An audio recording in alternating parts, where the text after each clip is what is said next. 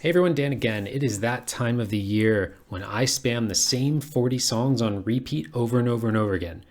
No, it's not the Eurovision Grand Final. It is Christmas time, and my Christmas playlist has reemerged from the Spotify depths, and I have been pretty much listening to that nonstop while I'm working. And today I wanted to share with you the 5 songs, some that are brand new, some that are new to me, that have caught my ears from Eurovision and maybe even American Song Contest artists. And you can check those out down in the link below, and let's get into it.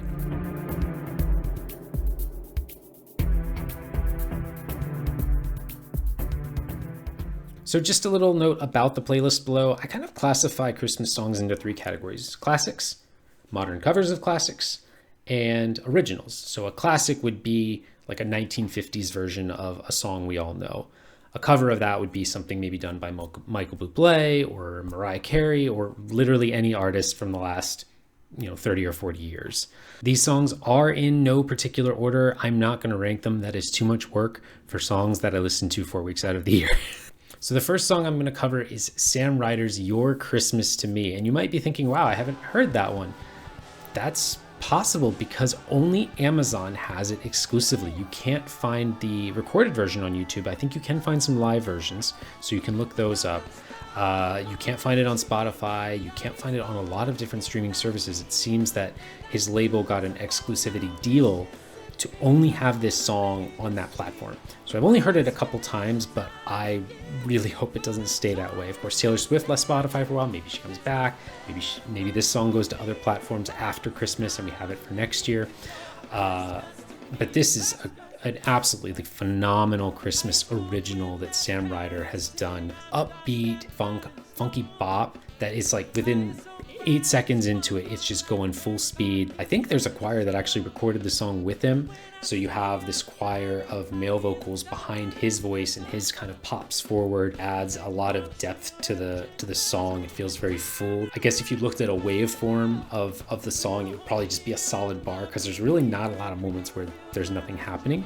Then you even get to the bridge, which is, it starts with a guitar solo and you're like, oh, that's all I got. But then you get a sax solo on top of that. So they're kind of doubling down. Christmas solos there. And I hope this song is more accessible in the future, because if you haven't heard it and you don't have Amazon and you don't have a way to hear it, that's really disappointing. The next song I wanted to cover is one that came out, I think, about 3 weeks ago.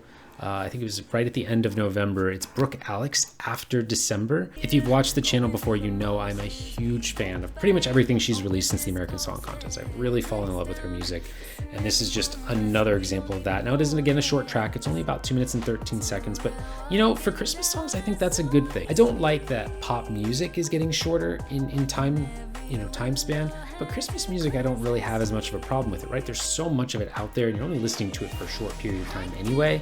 This particular track doesn't feel like a Christmas track, right? Until you don't actually hear any bells until halfway through the first verse.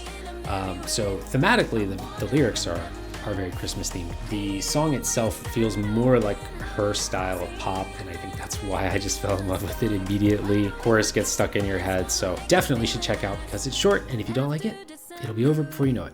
The next one isn't a new Christmas song. I believe it came out either 1 or 2 years ago. I didn't find it until about 2 weeks ago, and that is Ulrike and Ben Adams' Spend Christmas With Me. So, of course, 2 of our most recent MGP winners combining on one song. You know you're going to have a recipe for success with that. This is so adorable, and I love when Ulrike does songs like this. I love when she does more upbeat songs, like her interval act that she did at MGP 2021. The song's vocal melodies and scale kind of has the same progression the entire time, so you're never really hit with anything. I think that's a big selling point to Christmas music, is that a lot of it is very comfort food, right? You're not going to go out there and try and use too many syllables in one line and then not enough in the next, and have a lot of kind of breaks and breakdowns. And the biggest selling point is that I feel near the end there's like 3 Ulrikes and like 2 Bens, and there's just so much vocal layering, which I am in love with in most songs, but especially on this song,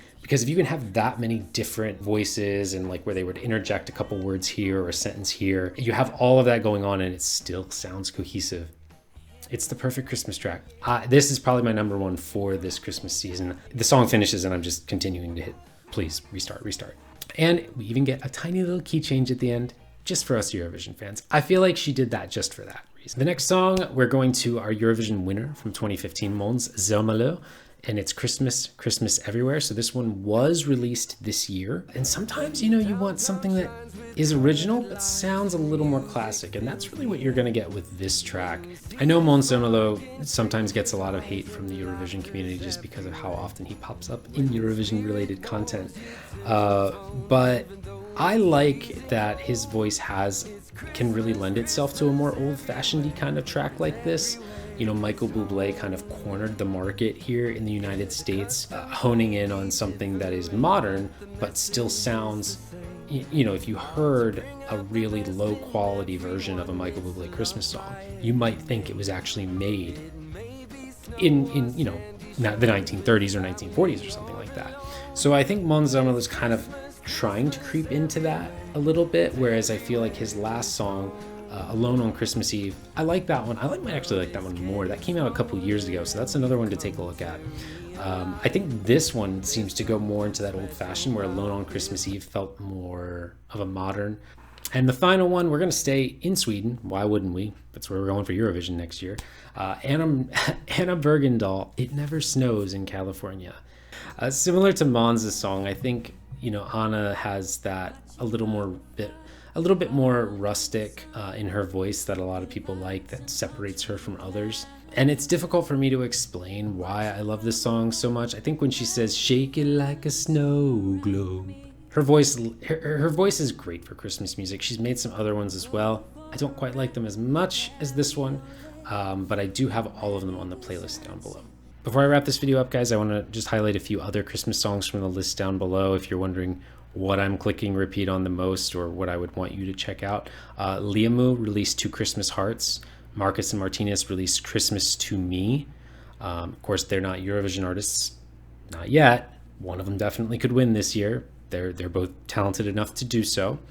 Alexis Cunningham, Let It Feel Like Christmas.